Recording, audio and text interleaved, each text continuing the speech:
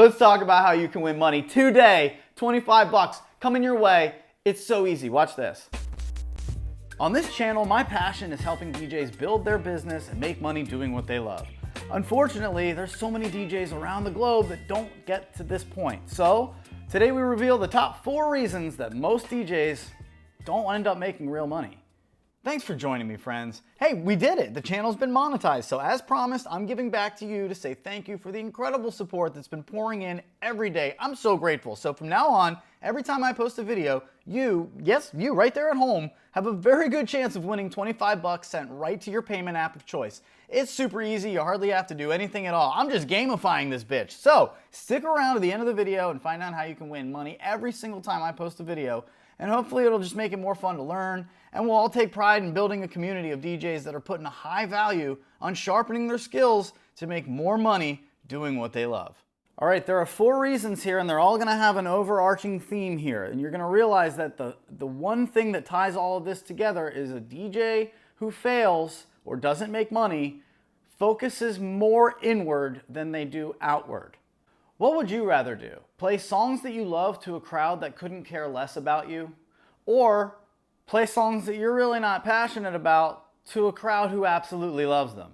It's a dilemma that so many performers deal with, and I had to figure this out early on as a college performer. I was a singer-songwriter kind of guy, you know, front man for a band. Think Dashboard Confessional, emo punk, you know, not super sad like that, but doesn't matter. Anyway, the moral of the story is I used to play songs that I wanted to hear, which were those kinds of songs, and most people in a college town are not really going out to get beers and listen to somebody sing and cry on the microphone. But I loved emo punk, so I wanted to cover the songs that I wanted to cover. And then I'd go home every single Sunday after an open mic that was packed, and I worked all week on a set to do, and it was like all my friends would come and watch, but then I would go play this set, and my friends were the only ones who liked it, and then everybody else in the crowd would kind of just like disperse. And it happened over and over and over again, and I would get so frustrated, and I'd be like, why don't they ever like it? It's because I like it, and I'm focusing inward, and I'm thinking about the songs that I want to perform. But unfortunately, that's not how performance works. Performance 101 is play to the crowd. And I know it's not super fun to get up there and sing Sweet Caroline every Sunday, but do you want a crowd reaction? Now, I'm not saying sell out. I'm just saying the DJs who fail are the ones who sit there worrying about selling out and playing the corporate. Why are you only playing the regular track, dude? Why aren't you playing like the deep house EDM edit? Like, because that's the song that you like playing in your basement when you're spinning and scratching on top of it. But that doesn't translate to making money, my friend, unless you're getting paid by a promoter who hired you to do just that. And I'm guessing that when you're getting started, shit, I've been doing this for 7 years. That is probably 1% of the events that I end up doing. And those events don't usually pay a lot of money, okay? Because anybody wants to do that. The events that pay a ton of money are the ones where they hire a DJ that they know they can trust and they can be open with and say, this is what we want from you. Can you provide us with that, or are you just gonna go off on your own and start doing your own thing and playing songs that you want, which ends up giving us a crowd that doesn't appreciate them, and they all just kind of disperse, just like when I was playing emo songs back in college. Don't be Dashboard Confessional playing to a crowd that wants to sing and dance. It just doesn't work. Speaking with that, taking song requests is a place that I differentiate myself from other DJs so easily, because there are so many DJs out there who fail who have this mentality. Oh yeah, I don't do song requests. And like clients will ask them like, so what about song requests for my wedding? How does that work? Well, you hired me to be a professional, right? So, you know, people think they know what they want, but like, you hired me for a reason, right? So I don't want to get a negative review for a crappy dance floor because we took requests from your guests all night, right? That like didn't really know what they were talking about. And you can easily sell a bride and groom or a client on that. It makes sense, but that's just ass backwards, okay? Think of it this way.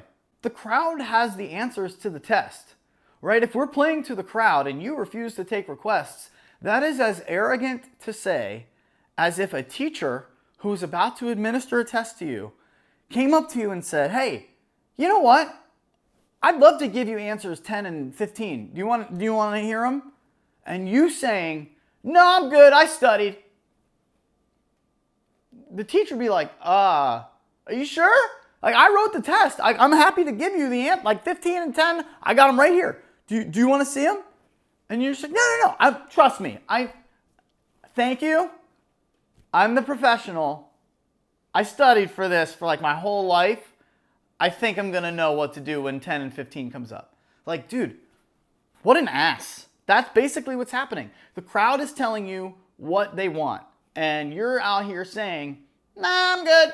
Now, I get what most DJs say, where it's like, well, I don't want to be responsible for their crappy requests. It's up to you to know if a song isn't going to work, you don't have to play it. See, this is the thing that most DJs don't understand, and I teach it to my clients or my DJs all the time, is that take the request. Take as much information from the crowd as you can. With nothing else being done, just the fact alone of you doing that, people will see it and be like, oh, he's a fun DJ. I'm going to go up there and see what he wants, like see if I can participate in the night. People want to contribute all the time.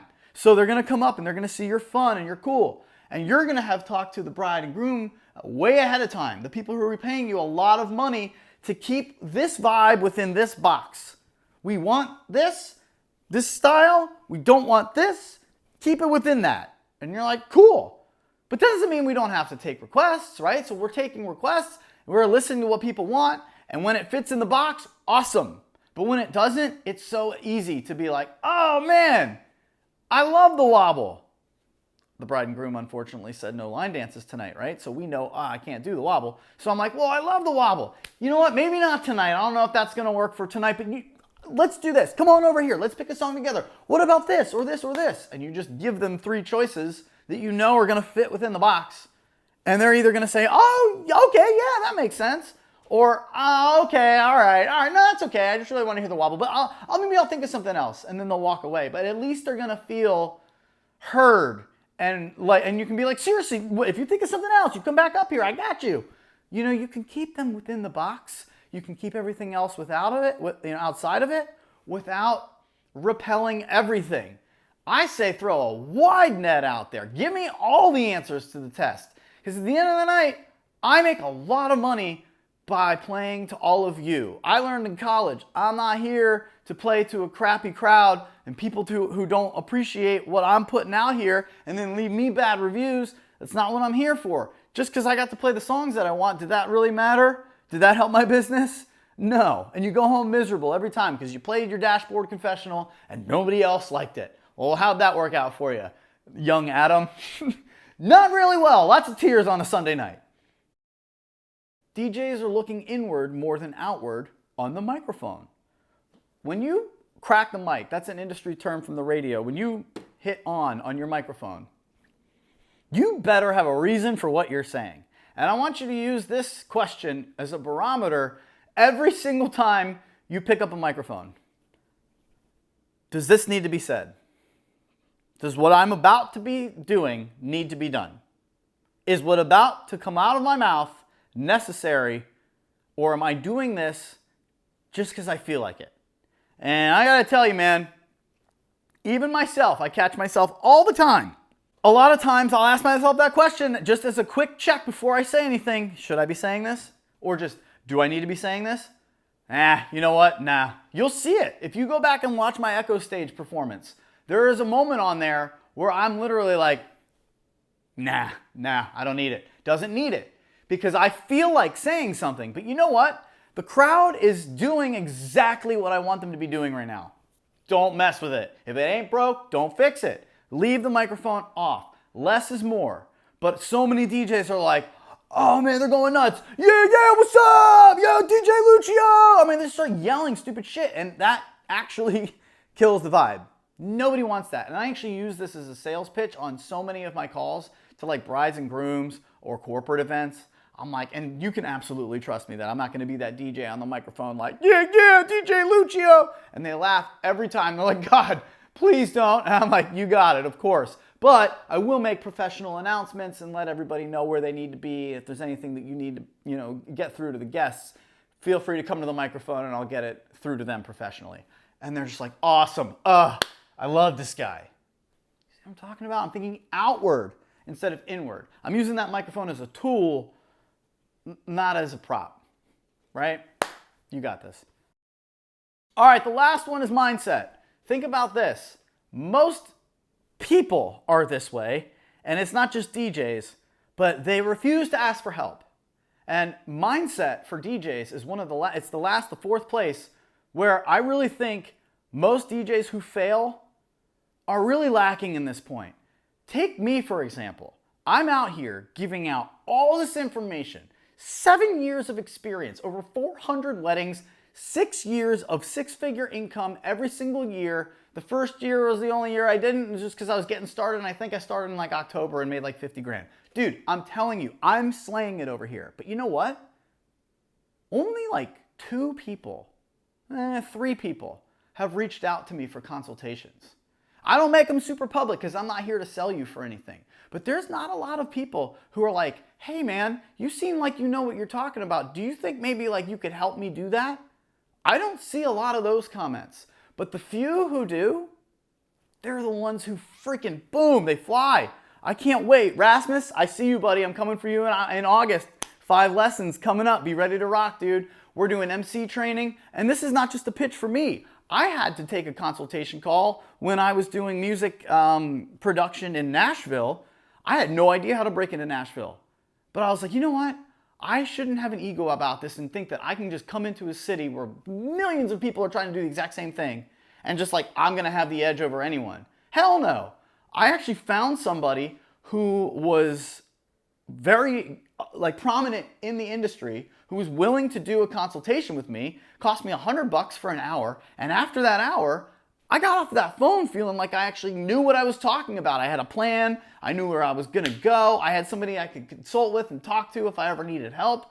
You're building, right? If you're thinking inward, you're like, no, I got this. $100 to talk to somebody for an hour? Pff, come on, man. It can't be worth it.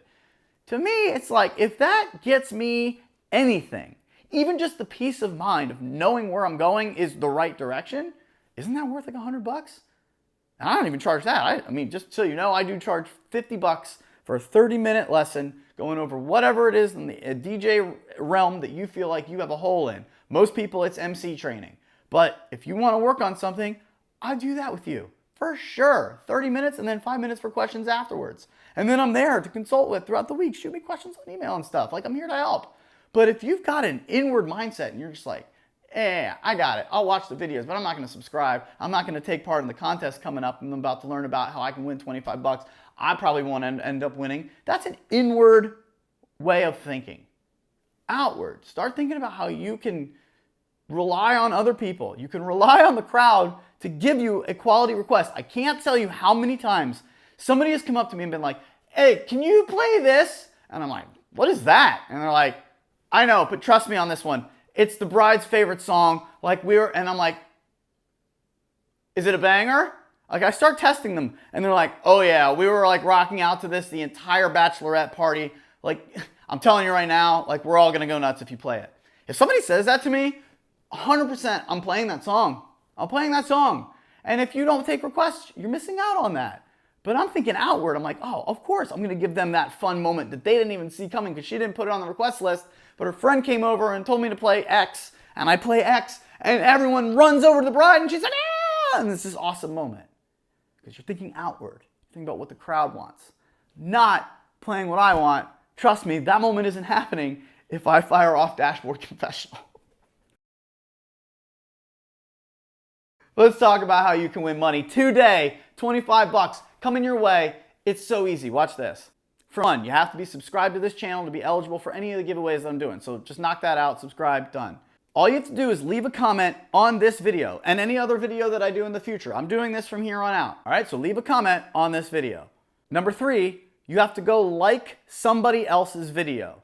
You can't like your own, but you have to like somebody else's. So you post a comment, you go like somebody else's, and the comment that gets the most likes by the time I publish my next video, boom, $25 to you right there. In the case of a tie, the $25 is going to be divided by however many people tied. You cannot like your own comment, and all you have to do is just leave a handle of whatever Cash App, Venmo, Zelle you want payment app in your comment. So the thing about this is I'm trying to make it more fun and build a community of DJs that can learn from each other. Your comment's not going to really do well if you're just like, commenting for money, hope I win. Like, you can do that, but nobody's going to like that. What I'm hoping that will happen is that it's going to spark some creativity to think about what I'm saying and answer the question that I'm going to pose at the end of each video with a thoughtful comment.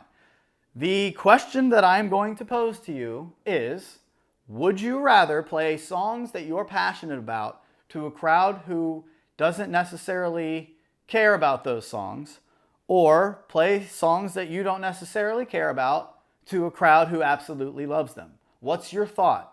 Have a take in a comment below. Have a thoughtful response to it. The one that gets the most likes by the time I publish my next video, which I'm aiming for 2 a week. So that's 2 chances at $25 every single week. Every time I put out a video, $25 that you can get just by helping out and being engaging in this community. I think we're gonna learn a lot from each other, and I think it's gonna be a lot of fun. So there it is. Good luck out there. I'm really looking forward to seeing you in the comments section. Make sure you're subscribed so you're eligible for all of this moving forward. And I'll see you on the next video where we will reveal whoever gets the $25. Good luck. Let's make money DJing.